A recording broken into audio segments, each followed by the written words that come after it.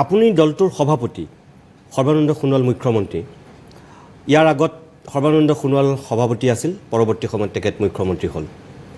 আজিৰ দিনত আপুনি সভাপতি হিচাপে আমি এটা মাজে মাজে শুনি থাকোঁ যে এইবাৰ 21ত সৰ্বানন্দ সোণোৱাল মুখ্যমন্ত্ৰী নহ'বও পাৰে হিমন্ত বিশ্ব শৰ্মা মুখ্যমন্ত্ৰী হ'ব পাৰে আপোনালোকৰ দলৰ মুখ্যমন্ত্ৰী পদৰ প্ৰাৰ্থী সৰ্বানন্দ সোণোৱালেই হ'ব নে সলনি হ'ব এই বিষয়টো যেহেতু যোৱাবাৰ আগতীয়াকৈ তেখেতক প্ৰক্ষেপ কৰিছিলে মানে ৰাজ্যিক সমিতিয়ে প্ৰক্ষেপ কৰা নাছিলে ৰাষ্ট্ৰীয় সমিতিয়ে প্ৰক্ষেপ কৰিছিলে আগন্তুক দিনত ৰাষ্ট্ৰীয় সমিতিয়ে তেওঁলোকৰ কি ধাৰণা আছে এই বিষয় লৈ পেলাই মই এইটো আলোচনা কৰা নাই কাৰণ কিয় সেই বিষয়টো অহা নাই কাৰণ মাননীয় মুখ্যমন্ত্ৰী ডাঙৰীয়া যিহেতু সুন্দৰকৈ যিহেতু তেওঁ কাৰ্যনিৰ্বাহ কৰি আছে সফলতা প্ৰায় 4টা বছৰ পাৰ হৈ গ'ল গতিকে এই বিষয়টোৰ প্ৰাসংগিকতাটো অহা নাই এই বিষয়টো ধৰক আপোনালোকৰ মানে হেৰিয়াৰ পৰাহে কেতিয়াবা শুনো সংবাদ মাধ্যমৰ জৰিয়তে কিন্তু আমাৰ কাৰ্যকৰ্তাৰ পৰা কিন্তু এই বিষয়টো অহা নাই যাৰ কাৰণে এই প্ৰাসংগিকতাটো অহা নাই কাৰণে মই এই বিষয়টো কাকো সোধা নাই গতিকে এই বিষয়ৰ যদি কেতিয়া প্ৰাসংগিকতা আহে তেতিয়া নিশ্চয় ৰাষ্ট্ৰীয় সমিতিৰ লগত আলোচনা কৰিম স্বাভাৱিকভাৱে ভাবিবলৈ গ'লেতো সৰ্বানন্দ সোণোৱাল আপুনি কোৱাৰ ধৰণে ঠিকেই চলাই আছে তেওঁৱেই মুখ্যমন্ত্ৰী পদৰ প্ৰাৰ্থী হ'ব নহয় মোকতো আজিলৈকেতো ডক্টৰ হিমন্ত বিশ্ব শৰ্মা ডাঙৰীয়াই কোৱা নাই যে ময়ো মুখ্যমন্ত্ৰী সেইকাৰণে প্ৰাৰ্থী গতিকে সেইকাৰণে আমাৰ কাৰ্যকৰ্তাৰ মাজত এই বিষয়টো অহা নাই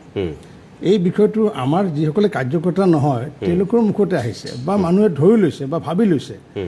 বিভিন্ন মানুহৰ বিভিন্ন ধৰক মানে সেয়া থকা স্বাভাৱিকতে ফলোৱাৰ্ছ নিজৰ ফলোৱাৰ্ছ আছে গতিকে আজি ধৰক সৰ্বানন্দ সোণোৱাল ডাঙৰীয়াৰ ফেচবুক ফলোৱাৰ্ছ কিমান আছে হিমন্ত বিশ্বৰো আছেগৈ বা মোৰো আছেগৈ এতিয়া ধৰক আমাৰ এই বিষয়টো মোকতো কোনো কাৰ্যকৰ্তাই সোধা নাই যে আগন্তুক দিনত মুখ্যমন্ত্ৰী কোন কাৰণ এই বিষয়টো নাহে এইটো ভাৰতীয় জনতা পাৰ্টিত এই বিষয়টো নাহে আপুনিও হ'ব পাৰে মুখ্যমন্ত্ৰী আমাৰ হ'ব পাৰে আপুনিও দাবীদাৰ হ'ব পাৰে আমাৰ আকৌ দাবীদাৰ নাই আমি চাওক মানে মই সকলোৱে মানে মিডিয়াত লিখি আছিলে যে ৰঞ্জিত দাসে মন্ত্ৰীসভাত স্থান পাব 11টা বজালৈ লিখি আছিলে তেতিয়া মানে লিখি সিদ্ধাৰ্থ ভট্টাচাৰ্য ডাঙৰীয়াক মানে স্পীকাৰৰ কাৰণে প্ৰজেক্ট কৰিছিলে তেখেতে নিজে ক'লে যে নহয় মই মানে অধ্যক্ষ পদ মই নলওঁ আপোনালোকে অন্য দায়িত্ব যদি দিয়ে মই সাদৰে গ্ৰহণ কৰিম নিদিলেও কথা নাই তেনেকৈ কয় ৰাতি 11টা বজাৰ পিছত চেঞ্জ কৰিলে যে নহয় অধ্যক্ষটো ভাৰতীয় জনতা পাৰ্টীৰ একেবাৰে নিজৰ মানুহ হ'ব লাগিব গতিকে কাৰণ যিহেতু কংগ্ৰেছৰ পৰা আহি বিজেপিত জইন কৰিছে অসম গণৰ পৰা আহি বিজেপিত জইন কৰিছে গতিকে তেনেকুৱা মানুহ এটা লাগে তাৰ ফলত কি হ'লগৈ ৰাতি 11টা বজাৰ পিছত যে শুনিলোঁ যে মোক হেনো অধ্যক্ষ পাতিব মই মানে শুনিলোঁহে কিন্তু মই কাকো কোৱা নাই সৰ্বানন্দ সোণোৱাল ডাঙৰীয়াক বা হিমন্ত বিশ্ব শৰ্মা ডাঙৰীয়া বা আমাৰ ৰাষ্ট্ৰীয় অধ্যক্ষক মই এবাৰো গৈ পেলাই কোৱা নাই যে মোক মন্ত্ৰী দিয়ক বা অমুক দিয়ক আৰু আপুনি ভালদৰে জানে যে